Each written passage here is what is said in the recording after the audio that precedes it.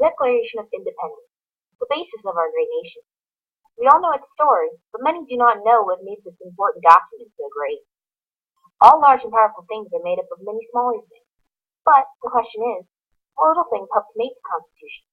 In order to current, here is what we feel made the Constitution what it is. The Magna Carta was a document established when a group of determined barons forced King John to sign at ready need. The barons were weary of King John's military campaigns and heavy taxes, and were seeking protection against arbitrary acts by the king. The Magna Carta helped to influence the importance of fundamental rights such as trial by jury, due process of law, protection against arbitrary taking of life, liberty, or property. It also established that the power of the monarchy was not absolute. Magna Carta is really like the ink of the Constitution. The Petition of Right limited the king's power. It said that the king could not imprison anyone without jury trial.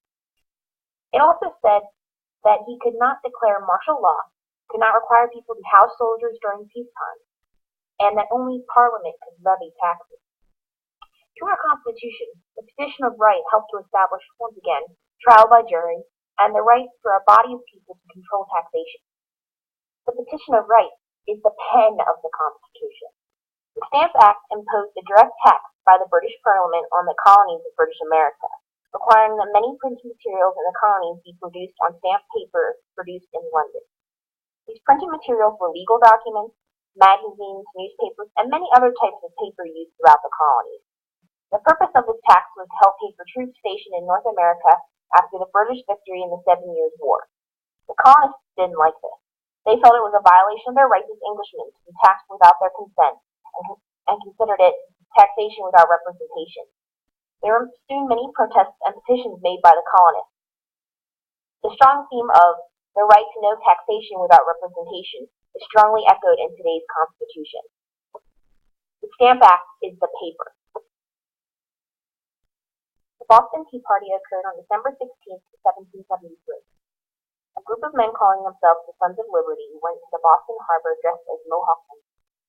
They boarded 3 British ships, the Beaver, the Eleanor, and the Dartmouth, and dumped 45 tons of tea into the Boston harbor in protest of the unfair taxation in the colony. Here we see how truly important the right to no taxation without representation was to our founding fathers, and still is in our Constitution. The Boston Tea Party is the rivet. The British Parliament responded to the Boston Tea Party by passing 4 laws. The colonies called these laws the Intolerable Act. The British closed the Boston harbor to the people of Boston and would only open it again if they paid for the lost tea and started paying the required tax. They eliminated the Massachusetts Elected Government Council and replaced it with a council appointed by the king. They gave the governor new powers, such as the ability to control public abuse. They also changed the Justice Act so that people charged with violent crimes would be tried in England. They expanded the Quartering Act, requiring British troops to be housed in private homes.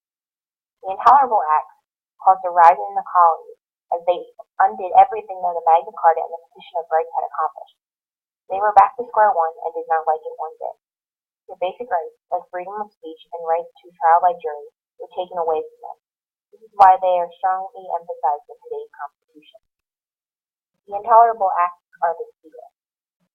The Declaration of Independence introduced a fundamental change in the view of government. Thomas Jefferson declared that the governments were created to serve the people and could only act with consent of the people.